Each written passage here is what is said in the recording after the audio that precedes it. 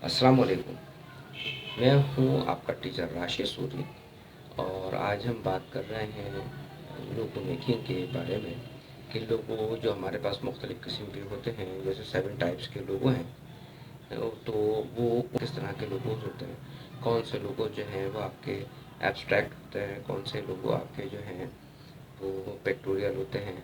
यानी कि अगर हम इसको इस तरह से देखें कि हम आइकॉनिक लोगो कौन से होते हैं, या आपके पास जो है ना वर्ड मार्क या लेटर मार्क, इनमें क्या डिफरेंस है, या आपके पास जो है वो जो कॉम्बिनेशन मार्क हैं वो क्या लोगो हैं।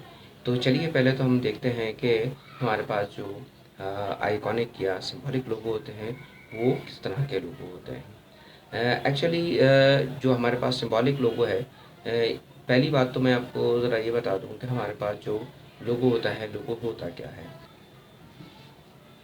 तो लोगो जो है वो किसी भी कंपनी का सिंबल होता है, उसकी आइडेंटिटी होती है, उसकी पहचान होती है।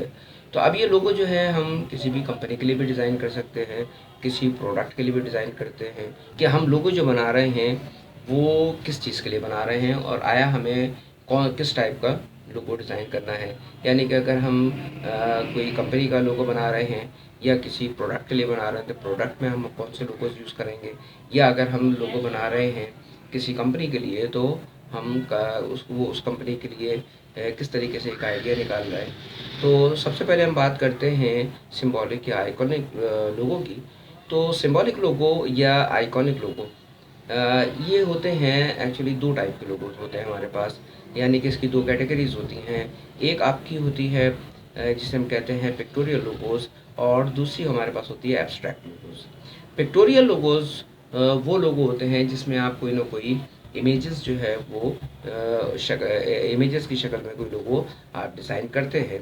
जैसे कि आपके पास ये वाइल्ड लाइफ का लोगो है, जिसमें आप जो है वो पांडा इस्तेमाल करते हैं। इसी तरीके से आपके पास जो है एप्पल का लोगो है, जिसमें आप एप्पल की शीशे भी यूज़ कर रहे होते हैं। या शेल पाकिस्तान का लोगो है, आप उसमें देखें कि शेल एक बना हुआ है। तो ये पिक्टोरियल लोगो कहलाते हैं। या आप विंडो देख लीजिए, विंडो में भी आपके पास ये एक विंडो बनी हुई है। इसकी एक ख़ास बात ये भी होती है कि इसके अंदर आप कोई वर्ड्स वगैरह इस्तेमाल नहीं करते या लेटर्स इस्तेमाल नहीं करते। सिर्फ एक सिंबल होता है और उसको हम यूज़ कर रहे होते हैं, चाहे वो किसी इमेज की सूरत में हो या आपके पास कोई एब्स्ट्रैक्ट हो। अब एब्स्ट्रैक्ट लोगो क्या होता है कि आपके पास एक ऐसा लोगो होता है जो कॉन्सेप्चुअल होता है। यानी कि वैसे तो कॉन्सेप्चुअल सारे ही लोगोज होते हैं, कॉन्सेप्ट के बगैर तो कोई चीज़ नहीं चल रही होती। एब्स्ट्रैक्ट का मतलब ही यही होता है कि आप ने कोई चीज़ सोची है या आपके जहन में कोई एक इमेजिनेशन है, उसको आप कैनवस पर लेकर आ रहे हैं। यानी कि उससे पहले उसका कोई फिज़िकल वजूद नहीं है, फिज़िकली वो चीज़ आपके पास मौजूद नहीं है, लेकिन इसके पीछे कोई ना कोई आपका एक आइडिया ज़रूर होता है, और उसके बगैर आप उसको क्रिएट नहीं कर सकते हैं। जैसे कि आपने एक लोगो देखा होगा नाइकी। पहले ये जो है वो कॉम्बिनेशन मार्क था, लेकिन हमारे पास फ़िलहाल तो एक नाइकी जो है वो सिर्फ सिंबल की शेप में है।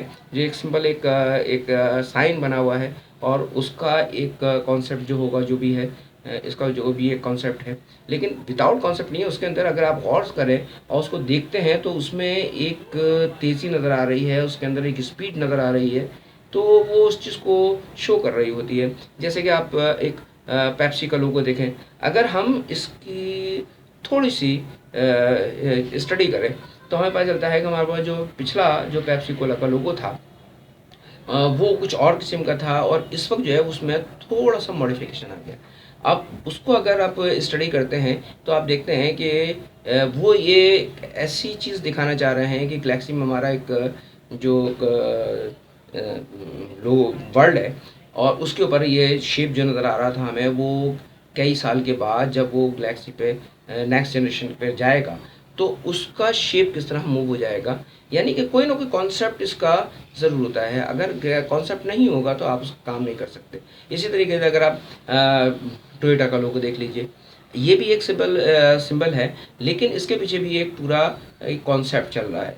लेकिन अगर हम सिर्फ बगैर कॉन्सेप्ट के एक चीज़ बना देंगे तो वो हमारे पास जो है वो अप्रूव चीज़ नहीं होती है।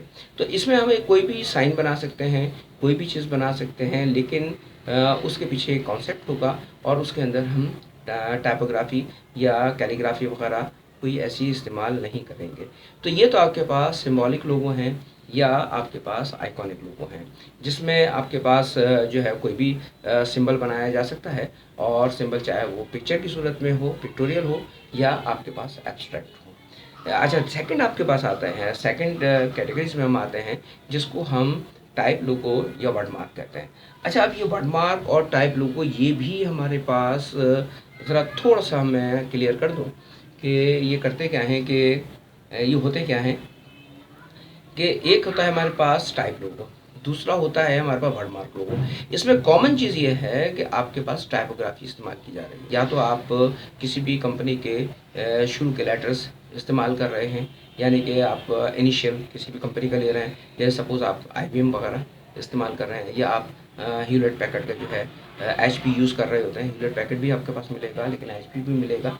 तो HP की बात करते हैं, तो इसी तरीके से आप अगर देखते हैं सुजुकी, अब इसका सिर्फ एक एस आपके पास वो बना हुआ है, तो सुजुकी मोटर का आपके पास ये आ गया। तो ये जो लेटर्स, ये जो आपके पास कैटेगरी आ रही है, जो टाइप आ रही है, ये आपकी लेटर मार्क या टाइप लोगो कहलाती है। जबकि आपके पास जो वर्ड मार्क है, वर्ड मार्क ये चीज़ है कि आप कोई भी नेम जो है वो कंप्लीट लिखेंगे। मसलन आप सेंट माइकल लिखते हैं या चार्ली लिखते हैं, या आप इसी तरीके से आप कोई और वर्ड देख लें, जैसे कि आप फ़िलिप्स देख लें आजकल, या आप इसके साथ जो है जैसे कोका कोला। अब ये कोका कोला जो है, देखिए आपके पास ये पूरा एक वर्ड है, ठीक है। ये तो इस तरीके से हम कैटेगरी कर बनाते हैं कि हमारे पास एक तो हो गया लेटर लोगो या टाइप लोगो, जिसमें हम सिर्फ इनिशियल इस्तेमाल कर रहे हैं या शॉर्ट फॉर्म यूज़ कर रहे हैं, और दूसरा हमारे पास ये है वो है वर्ड मार्क, जिसमें हम पूरा नेम यूज़ कर रहे हैं। अच्छा, इसी में एक चीज़ और भी हमारे पास आती है, एक और हमारे पास टाइप आती है, या एक और हमारे पास कंडीशन आती है, जिसे हम कहते हैं मोनोग्राम लोगो। अब मोनोग्राम लोगो जो है, ये एक समझने की बात है कि मोनोग्राम लोगो क्या होता है। एक्चुअली मोनोग्राम लोगो जो है वो भी मुख्तलिफ 2 या 2 से ज़्यादा लेटर्स जो होते हैं उसको मिलाकर आप एक सिंबल बनाते हैं, और एक सिंबल जो है आपका सिग्नेचर की सूरत में भी हो सकता है, आपके इनिशियल की सूरत में भी हो सकता है, कोई पर्सन अपना नाम भी लिख सकता है। जैसे अभी मैंने एक आपको मिसाल दी थी कि हमने जो है सेंट माइकल लिख दिया, या हमने चार्ली लिख दिया, लेकिन इसके अलावा अगर हम इसको इस्तेमाल करें तो ये कुछ टाइप्स आप देखें, जैसे हम कोई भी जैसे लोगो बना लेते हैं, जैसे मैं अब डिज़ाइन सेंटर का DC लिख देता हूँ। इसी तरीके से मेरा जो है अपना कोई और लोगो जो है जिसमें आप इनिशियल वगैरह अपने बना रहे हैं, वो इस्तेमाल कर सकते हैं। यानी कि आप टाइपोग्राफी लेंगे, 2 या 2 से ज़्यादा लेटर्स लेंगे, अब उसको आप किस तरीके से एडजस्ट कर रहे हैं और उसको आप सिंबल के तौर पे किस तरह बना रहे हैं, ये आप आपकी क्रिएटिविटी। इसी तरह जो हमारे पास तीसरी टाइप आती है लोगों में की, वो होती है कॉम्बिनेशन मार्क।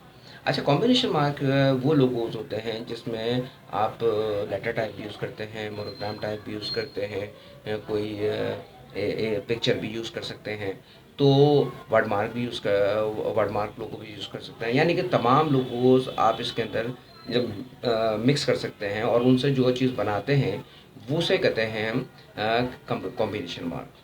अच्छा, कॉम्बिनेशन मार्क लोगों में इसकी भी आपके पास अगर देखेंगे तो हमारे पास थोड़ी सी इसमें भी वेरिएशंस आती हैं कॉम्बिनेशन मार्क में। जैसे कि आप देखते हैं कि पहले आपने नाइकी देखा, उसको कॉम्बिनेशन मार्क था, या उससे पहले जो हमारे पास पेप्सी कोला का लोगो था वो भी कॉम्बिनेशन मार्क था, और अगर हम थोड़ा सा और पीछे इसकी हिस्ट्री पे चले जाएँ तो वो हमारे पास वर्ड मार्क लोगो था।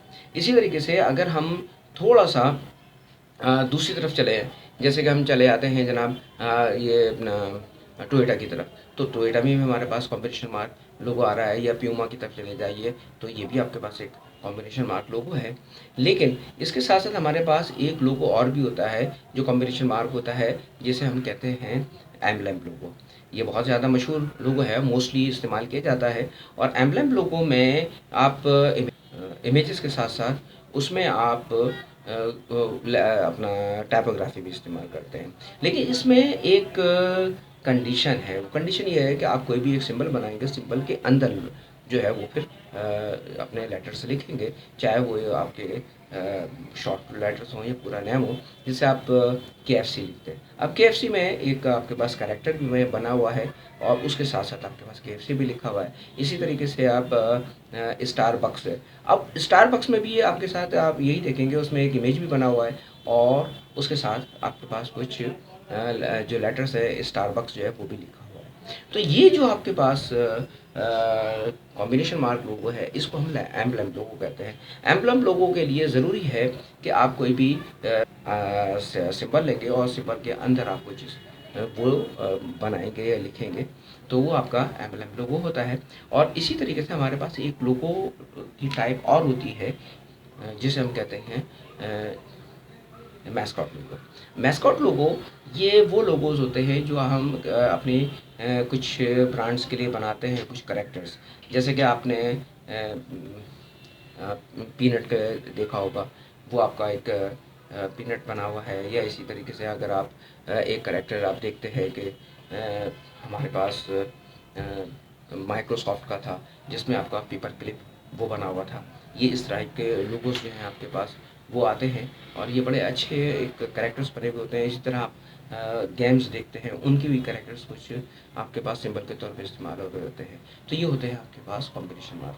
तो नतीजा मैं ये समझता हूँ कि हमारे पास बेसिकली वही 3 टाइप्स के लोगो हैं, जैसे सिंबॉलिक या आइकॉनिक। अब वो सिंबल या आइकन किसी भी टाइप का हो। इसी तरीके से आप वर्ड मार्क, लेटर मार्क, यानी कि उसके अंदर आपकी टाइपोग्राफी या कैलीग्राफी या लेटर्स, उसकी अरेंजमेंट या उसकी डिज़ाइनिंग वो इस्तेमाल की गई हो। और कॉम्बिनेशन मार्क में ये पिछली दोनों चीज़ें इस्तेमाल की जाती हैं। तो आज तक के लिए तो मैं इतना ही रखता हूँ, लेकिन नेक्स्ट क्लास में मैं आपको ये बताऊँगा कि हम एक स्टैंडर्ड लोगो किस तरह से डिज़ाइन करते हैं और उसमें हमें किन किन बातों का ख्याल रखना पड़ेगा।